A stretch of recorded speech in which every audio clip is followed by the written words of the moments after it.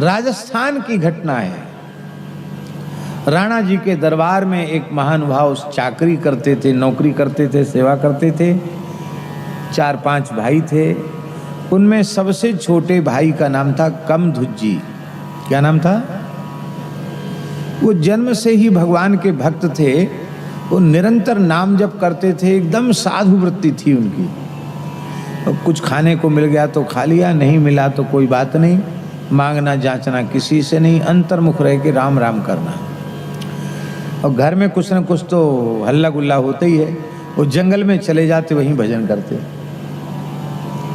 तो सब भाइयों का तो विवाह हो गया, इनका विवाह भी नहीं हुआ, क्योंकि ब्याह तो उसी का होता है जो कुछ कमाने लायक हो। ये तो किसी काम के नहीं है। तो घर में एक चर्चा चली तो भाई देखो, सब तो कमाते हैं, यही नहीं कमाता। खाता तो है, कमाता है नहीं। इसलिए हम बड़े पद पर हैं राणा जी के दरबार में, इसका भी नौकरी में नाम लिखा देते हैं। एक बार हाजिरी दे आएगा दरबार में, जो कुछ तनख्वाह मिलेगी वो घर में काम आएगी।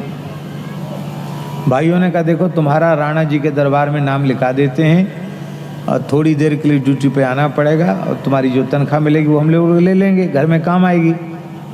तुम खाते तो हो, यहाँ रहते हो, खाते हो, ये है संसार।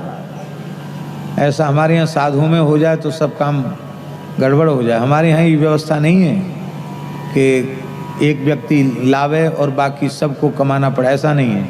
कमाओ सब, अपना अपना रखो, और व्यवस्था एक को ही जुटानी पड़ेगी। और मना नहीं कर सकते कि भाई ऐसा क्यों, संतों की व्यवस्था है। गृहस्थियों में 10 कमाने वाले हैं और उनमें एक है जो बेचारा कोई कमाई उमाई नहीं करता। तो उन 10 की नजर में वो खटकेगा कि अरे ये कैसे, इधर एक सोफा इधर अलग डलवा दो। श्री सीताराम जी महाराज की। हम लोग बड़े भाग्यशाली हैं। प्रयाग से अरेल वाले महाराज जी कृपा करके पधारे हैं, हम उनको प्रणाम करते हैं। विराज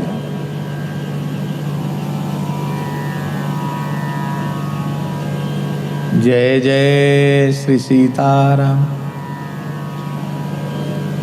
तो कमधुज्जी ने मना कर दिया। कमधुज्जी बोली हम तो राम जी के नौकर हैं, हम किसी राजा महाराजा के नौकर नहीं, हम राणा जी के नौकर नहीं हैं। बोले तुम यहाँ खाते तो हो? तो उन्होंने कहा कि आप लोगों को बुरा लगता है हमारा भोजन करना, नहीं करेंगे भोजन, जंगल में ही रहेंगे। यहाँ रहे तो बोले यहाँ रहेंगे भी नहीं, जंगल में रहेंगे, भजन करेंगे। तो क्या खाओगे वहाँ? तो बोले आप इसकी चिंता छोड़ दो, अब आप लोगों को खाना अच्छा नहीं लगता, रहना अच्छा नहीं रहेंगे, या नहीं खाएंगे, जंगल में ही रहेंगे। भाई नाराज हुए, बड़ा बैरागी छांट रहा है। वहाँ जंगल में रहेगा, मर जाएगा वहाँ भूखे प्यासे, तो कौन जलाएगा तुझे, दाग कौन देगा? तो कमधुज्जी बोले कि आप लोगों को कौन देगा? अरे बोले हम तो गृहस्थ हैं, हमारे लड़के बच्चे हैं, सब हमारा संस्कार करेंगे, तुम्हारे जैसे थोड़ी हैं ऐसी डोल रहे हो, किसी काम के नहीं। अरे यहाँ मरोगे तो कोई ना कोई भाई भतीजा अग्नि तो मुखाग्नि तो दे देगा, वहाँ मर जाओगे कौन देगा? बोले आप लोगों को अग्नि आपके भाई भतीजे देंगे, पुत्र आदि देंगे, तो हमारे रघुनाथ जी हमारे लिए कुछ नहीं करेंगे। इसलिए राम जी के सहारे हमको छोड़ दो।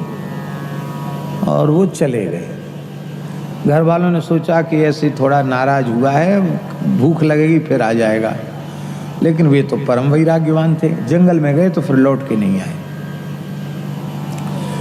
परिवार वालों ने भी कोई संपर्क संबंध नहीं किया, क्योंकि संसार ऐसा है कि जिससे स्वार्थ की सिद्धि की आशा होती है उससे संसार अपना संबंध जोड़ता है, रखता है। स्वार्थ की पूर्ति नहीं हो रही है तो क्या लेना देना, ऐसे कितने आए कितने गए,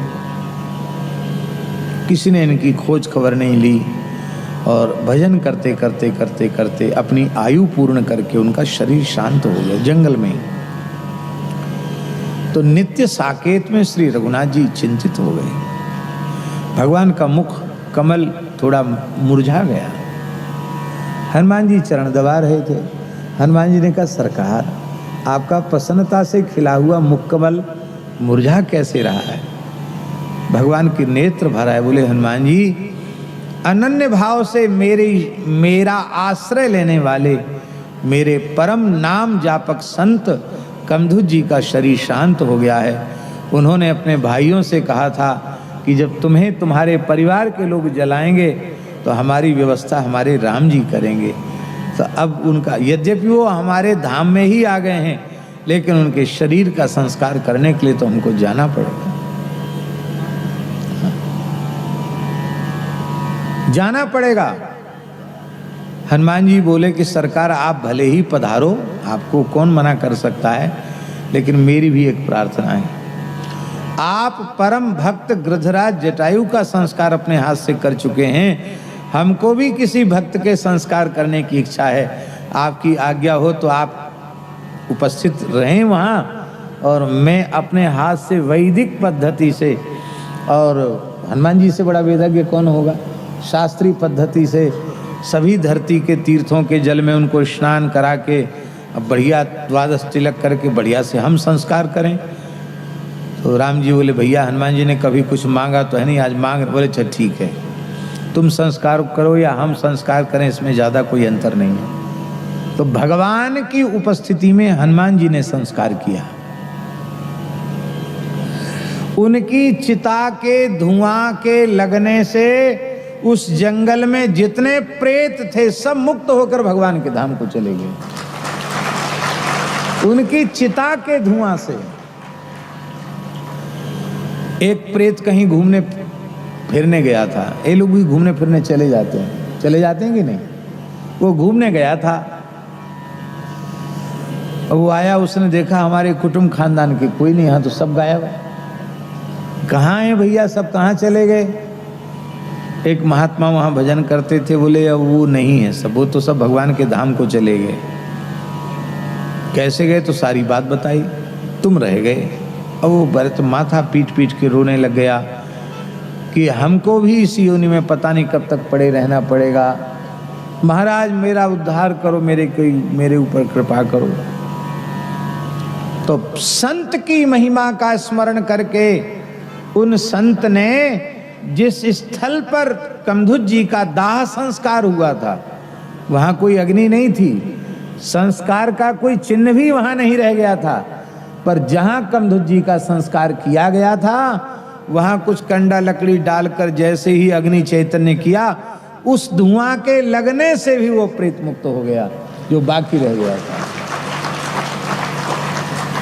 भक्त की महिमा, आहा, भगवान भी वर्णन नहीं कर सकते।